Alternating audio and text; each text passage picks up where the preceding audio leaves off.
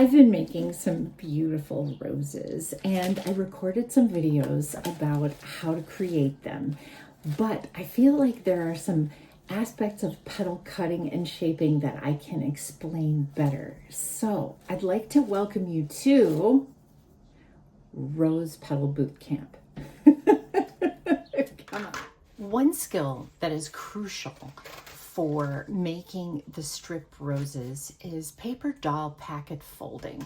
And even if you're not making my strip roses, paper doll packet folding will help you do batch cutting of your petals, which is going to make it much easier to cut your petals faster. So I talk about paper doll folding all the time, and I realized that I actually have two techniques for paper doll folding. I just haven't distinguished between the two, and I'm sorry about that, but I'm finally ready to do that. So the first thing is, let's look at cutting petals based on a fan packet. So I'm using double-sided doublet so that you can see it more easily, and I'm just gonna fold the packet back and forth. And I usually find 6 layers is plenty. All right, sorry, I'm having a little trouble with my placement of all the things I got going on here. Okay, so here is a fan packet. I've got the folds organized like this, bam, bam, bam, bam, bam. And I can cut this into petals like this. And it's going to give me petals that are the same size. They're just going to be facing in different directions. That's kind of a weird rose petal, but let's have it go a little bit more like that. And then maybe we'll go like that. And now it looks like a good rose petal. Okay, so it gives me as many petals as I had folds, and they're all the same. They're just facing in different directions, which is a good thing to know if you are mitering leaves, right? That is important. But to really speed things up in making petals, I can make a fan packet. Again, going back and forth and back and forth. All right, I've got my 6 layers here. And then, what if I just fold it like that? And then I use the upper edge as a guide. And then I cut it this way. And I cut it that way. Here I've got my rose petals. The corners are a little bit sharp, and I can cut those more.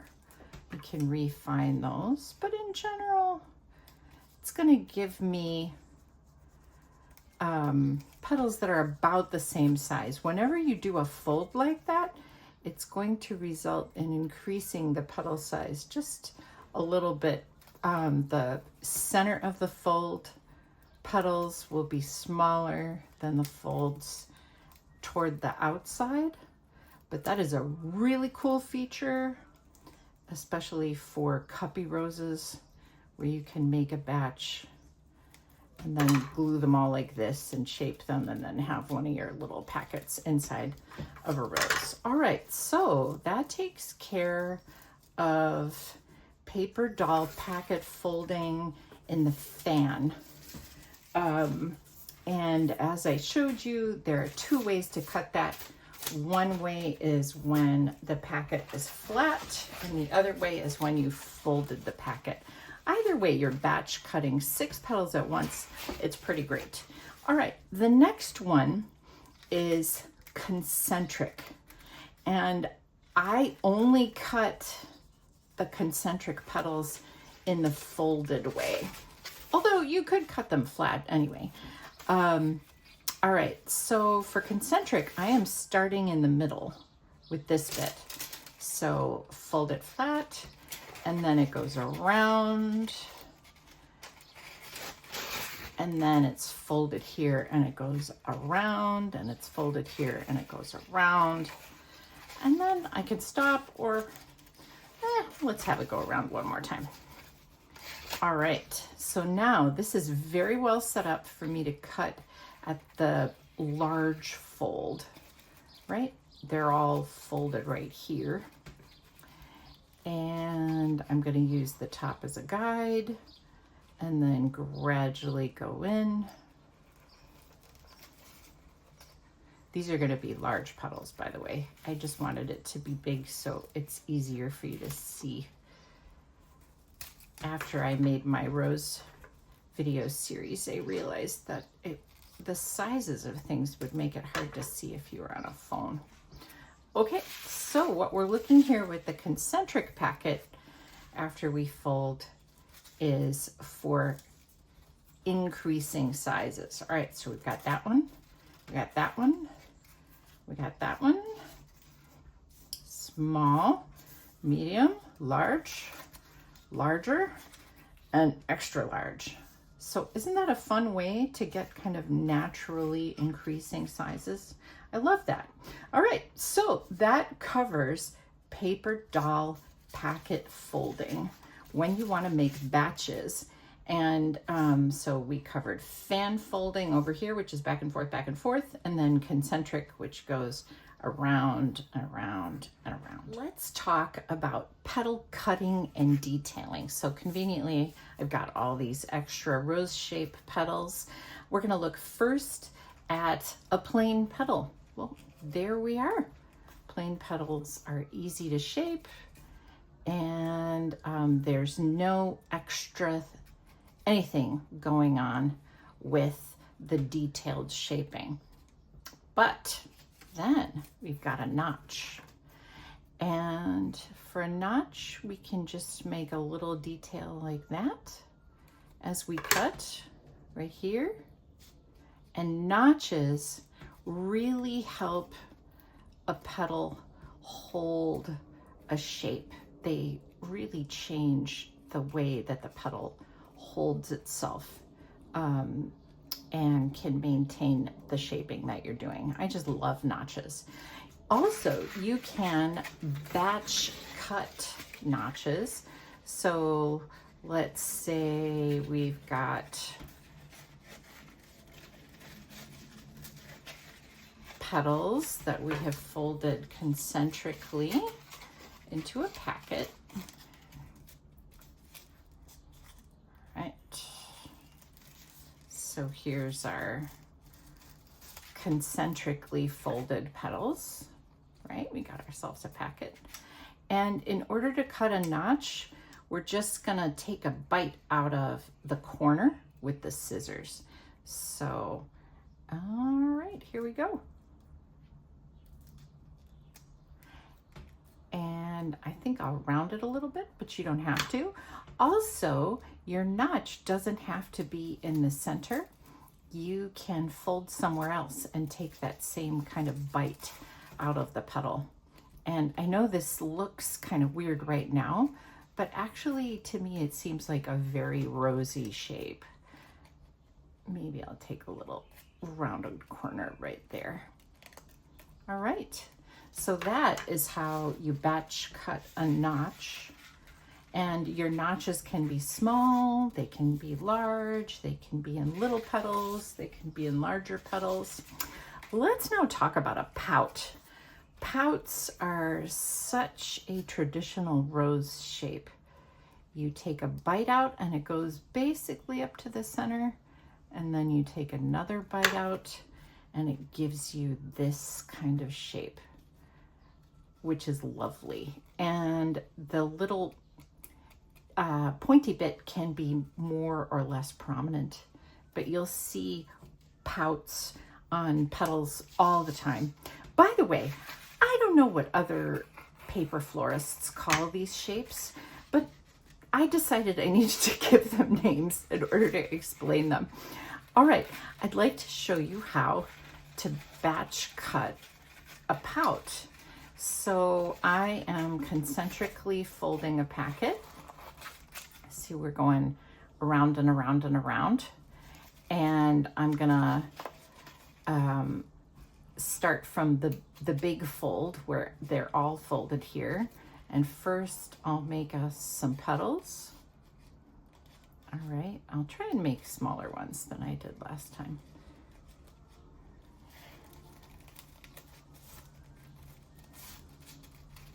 Okay, so in order to make the pout, this is the destination, the tip right there. I'm going to use the top as a guide, and I'm kind of going to make a C, right? Like this, a little C or a semicircle. This is going to be a really big pout, folks. Are you ready? Ta-da! And this is such a classic rose shape. And looks, even though I'm not a huge fan of this paper, I'm finding myself enjoying these shapes and this color. All right, so those two, the pout and the notch, can be cut singly in a petal. Let's do a quick notch. Ta-da! Let's do a quick pout. Or they can be cut in batches, as I showed you. So here I'm starting, that's my destination or my start point, and then I'm going to cut the C toward the top over there. Ta-da! Okay. All right, now they all get easier. A slit is just a small line cut, and you can smooth the edges or not.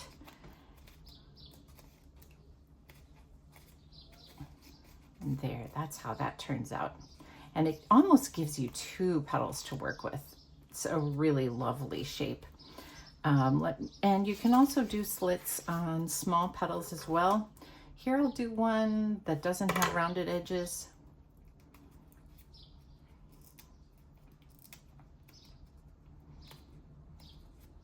And that is a perfectly fine rose shape. And then there's the split, which you'll see especially often on large petals. So that's just a really long single cut. And I'm gonna round the edges on that, but you don't have to. And that almost gives you two whole petals to work with. Just delightful. Okay, there we are. And then there's irregular petal shapes. So these are fun to cut. How I do it is I smush a whole bunch of the rose, and basically I think what I'm doing is I'm paper doll folding it as a fan, but mostly I'm just smushing. And then what I'm gonna do is cut little C's and notches into the surface, and then we'll unfold and see what we got. Whoa, hello. Isn't that great? So these can be jagged, as this one is, or you can smooth them out. But honestly, I love this one so much, I don't want to smooth it out here. Let me make one that's different, and I'll show you smoothing it out. All right, so what I'll do is I'll cut in, cut out, and I got a sharp scissors. Okay. And I might just make a wiggle here and then smooth that off there and then smooth that off there. But honestly, I think these jagged edges look great. And there we are. Let me uncover us. So that is petal detailing, and all of these detailed cuts can be centered or not centered. So that's another variation that's possible. I was just talking about petal detail cutting, and now we're going to talk about shaping. In truth, we kind of have to talk about them together. And I was doing quite a bit of shaping when I was explaining the detail cuts. But now I'm going to try to show you what I was doing and explain it a little better. So let's first talk about a small flare. I'm holding this wire, but you do not need to use a wire for a small flare. And here we've got petal curving outwards just because we've tugged the crepe paper. Look at how nicely that works. But we can also do a full petal flare by spreading out lower on the petal and then gradually working our way up. So we'll start at the bottom, spreading, and then this will give us a petal that's going to come off the flower like that. Just the simple flare, the tiny flare, was going to give us a petal that was going to just have the barest hint of a turn at the top. All right, so we just talked about the small petal flare and the full petal flare. Let's now look at some of the shapes we can make with a wire. So this is a 16 gauge wire, and I'm just rolling here, and you could stop there. That's a nice roll. We could also roll and then pull out, and that will make it softer. And look at how nice that looks. So that's a bit of a roll and then a tug. All right. Next is the angled roll. And the angled roll is most effective on the petals that have a notch or a pout. So we're gonna do a roll on each side of that point. And it's the same technique that we used for that other roll. We're gonna roll it on there and we can stop, or we can roll and pull it while it's on the wire. And look at that lovely shape. And basically it creates almost a look where the point is the highest point on the petal, when in actuality it wasn't when the petal was cut. And a petal like this will make such wonderful shapes and visual take up space really nicely on the rows that you've made. All right, next is crunching. Oh, how I love crunching. And crunching is fantastic because it itself creates a texture. Here, I'd like to show you how it looks when it's smooth. So crunching creates a texture. So we roll it on the petal and then we push the ends in. Look at that incredible texture and natural shape. But it also, if you spread it out, kind of makes some of the lines on the crepe paper collapse and disappear. So it gives you, if you uncrunch it, it gives you a really wonderful soft look. So here, let me show you how effective crunching can be on these irregular petal shapes.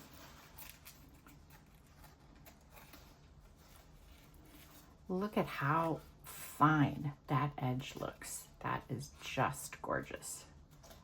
So when you look at it from the top, it looks smooth, but when you look from the side, it looks so sophisticated. Now, cupping is something that is critical on roses that you apply the petals to individually. On the strip rose, we're really only going to cup the last couple petals. And to cup, we are flaring the bottom and middle of the petal.